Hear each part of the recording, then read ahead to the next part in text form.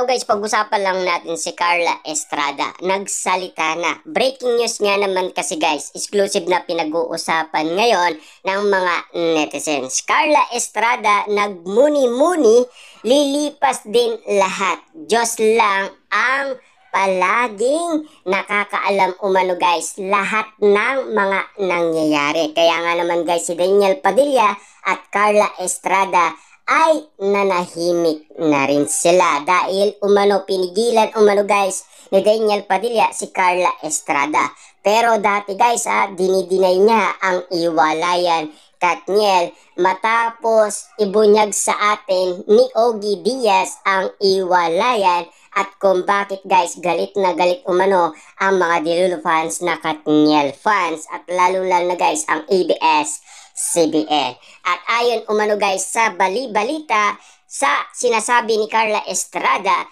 nagbahagi ng isang makabuluhan pag-iintay si Carla Estrada sa social media kamakailan ukol sa tunay na mahalaga sa buhay ang pananampalataya, pasasalamat at ang pamana ng kabutihan sa mga anak. Sa isang post kasama ng mga larawan ng kanyang mga anak na sina Daniel Padilla, Maggie, Jose at Carmilla, sinasabi ni Carla ang kanyang pananaw na ang kayamanan at katanyagan ay walang tunay na alaga sa kabuluhan ng buhay. Ibig sabihin, tanging ang Diyos lang guys ang nakakaalam kung ano-ano kasi guys ang mga sinasabi ng mga tao last 2023. Lalong-lalo na guys, nag-init din si Carla Estrada kasi lahat ng pamilya niya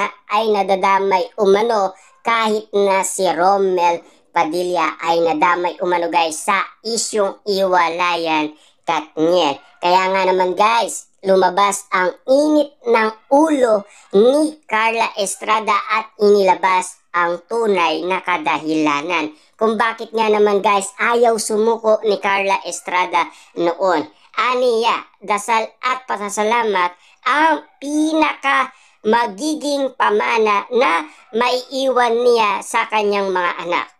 Dasal at pasasalamat ang tanging maalaga na pamana para sa mga anak, ani Carla sa kanyang caption. Walang alaga ang kayamanan, walang alaga ang katanyagan. Lilipas din lahat. Diyos lang ang palaging dagdag pa niya na nagpapakita ng kanyang matibay na pananampalataya dahil sa mga nangyayari umano guys dahil kay Daniel Padilla. Dahil binatikos nga naman kasi siya guys ng maraming tao noon. Kahit na magpakita siya guys ng kabutihan, wala pa rin epekto sa lahat ng tao. E papaano nga naman kasi guys ang sinasabi ng mga tao, nagpapalakas lang daw ulit si Daniel Padilla at nililinis umano ang kanyang pangalan para daw lumakas ang kanyang karera sa showbiz. Pero ayon pa umano guys sa mga tao, kaya nga naman guys nagpapalakas daw si Daniel Padilla kasi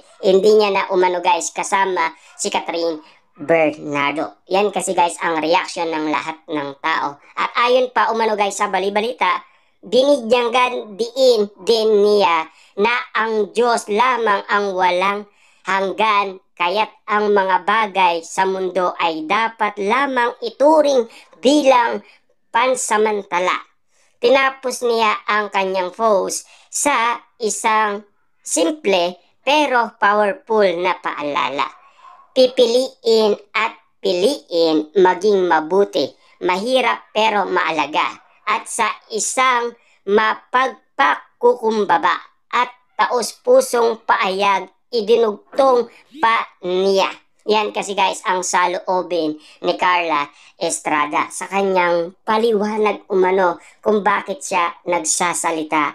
Dahil alam naman natin guys noon kasi grabe ang mga bali-balita patungkol umano guys kay Daniel Padilla at sa kanyang pamilya. At lalong-lalo na kasi guys, si Daniel Padilla ay spotted siya sa kabundukan. Kung hindi sa kabundukan, nagtatravel siya Siyempre guys, alam naman natin si Daniel Padilla gustong umiwas sa lahat ng issue na sinasabi umano guys ng mga netizens at mga sausawerang kapitbahay. Pero noon guys, lumalaban din ang mga Dilulu fans na mga Katniel fans laban umano sa kampo ni Andrea Brillantes. At lalong-lalo na guys, nag-away din ang kampo ni Daniel Padilla sa kampo ni Catherine Bernardo. Siyempre guys, ang labanan noon, kaibigan ni Daniel Padilla sa kaibigan ni Catherine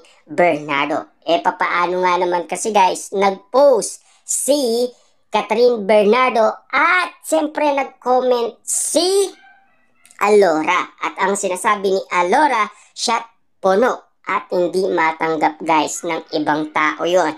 At ayon kasi guys sa mga tao, parang tinutulungan lang daw na mag-iwalay ang dalawa.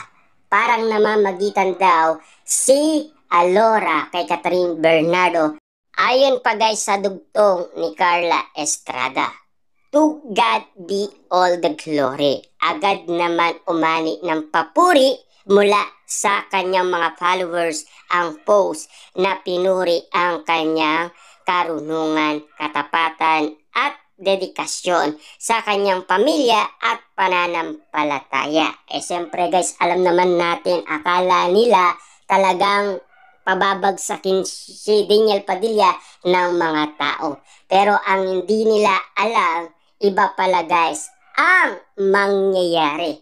Lahat ng tao guys ngayon ay sinusuportaan si Daniel Padilla. Mali talaga guys ang inala umano guys ng mga basher at mga bumabatikos kay Daniel Padilla. Kahit na guys yung mga ibang endorsement naniwala umano sa maraming tao. Kaya nga naman guys nabawasan ng endorsement si Daniel Padilla. Pero kahit nabawasan man guys ng endorsement si Daniel Padilla, tuloy-tuloy pa rin ang laban at hindi siya nawalan ng pag-asa. Lumaban pa rin guys at pinakita ni Daniel Padilla kung ano ang kaya niyang ibigay. Kita niyo naman ngayon guys, pinag-uusapan muli ang Katniel. Lalong-lalo na kasi guys, alam naman natin, pinag-usapan noon February 2020 yung movie na After Forever. Kaso nga lang kasi guys, hindi natuloy dahil sa pandemic.